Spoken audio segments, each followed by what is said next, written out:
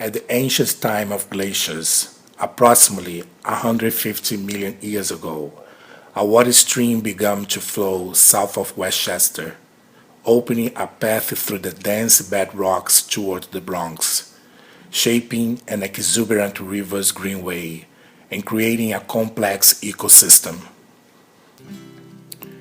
The Bronx River flows 24 miles southeast from Westchester County through the neighborhoods of the Bronx. It is the only freshwater river in the city of New York. For many centuries, the Bronx River held a unique and extraordinary ecosystem with an exotic biodiversity of flora, fauna, and aquatic organisms.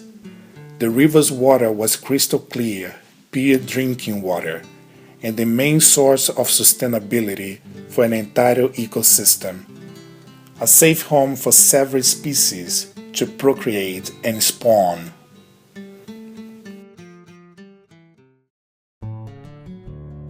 The first inhabitants along the river, the Native American group Mohegan, called the river Aquehunk, or River of High Bluffs.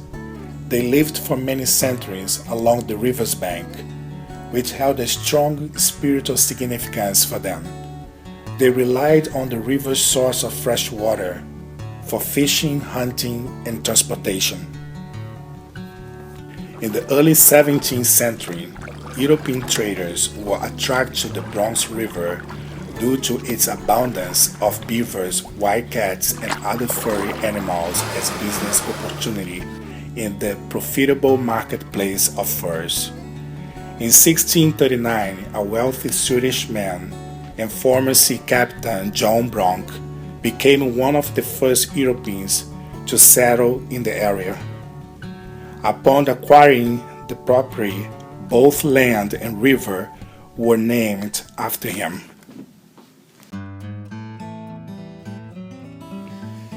In 1660s, the first water-powered mills were built along the river, and later, several other mills and dams were built to manufacture paper, flour, pottery, iron, and other goods. The construction of these factories altered the river's natural course. These facts set the beginning of the industrial cycle along the river. With the completion of the Kingscombe Dam in 1915, 1/4 of the river's water supply was cut off.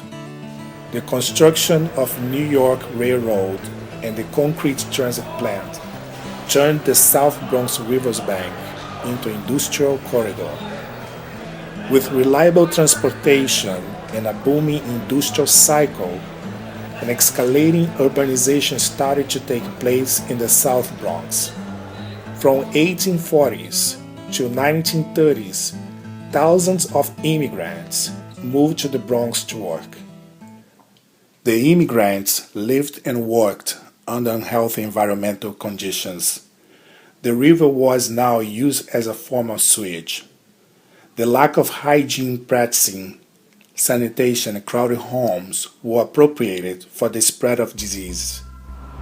The increases in pollution had an extremely negative impact on the Bronx River. By the end of the 19th century, the Bronx River had turned from a crystal clear pure water to one of the most polluted water in the U.S. 300 years of human and industrial activities had destroyed the Bronx River's ecosystem. The high level of pollution in the Bronx River was impossible to sustain any species or living organism. By mid-20th century, the Bronx River was considered a dead river.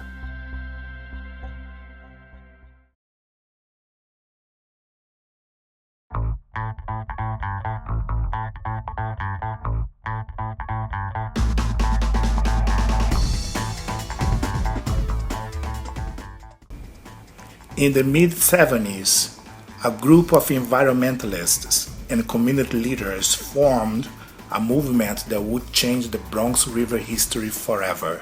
The process of restoration of the Bronx River began with the hard work of cleaning it and educating businesses and community about the importance of preserving its environment.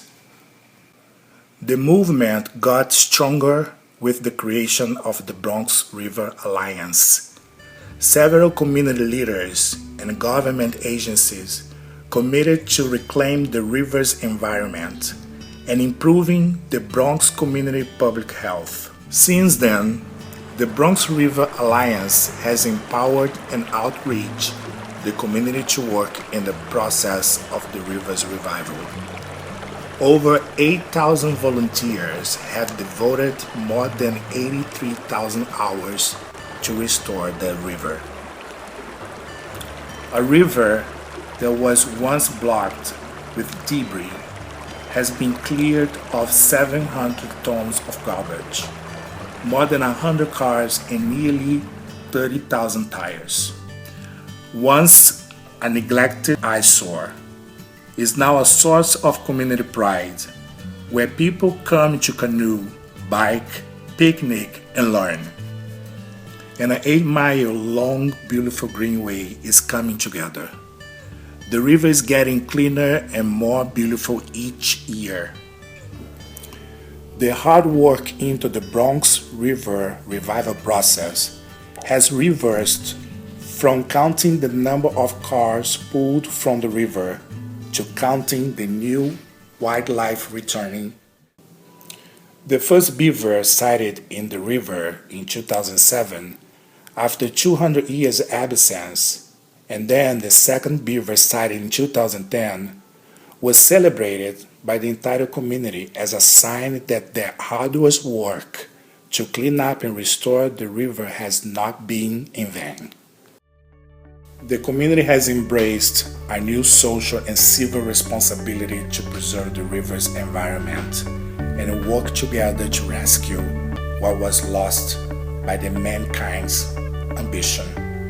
The community mentality and behavior has changed, and a new social perspective has been created among them. A sense of pride and ownership, a lifetime change has taken place in the Bronx community, and a new history of the Bronx River has just begun.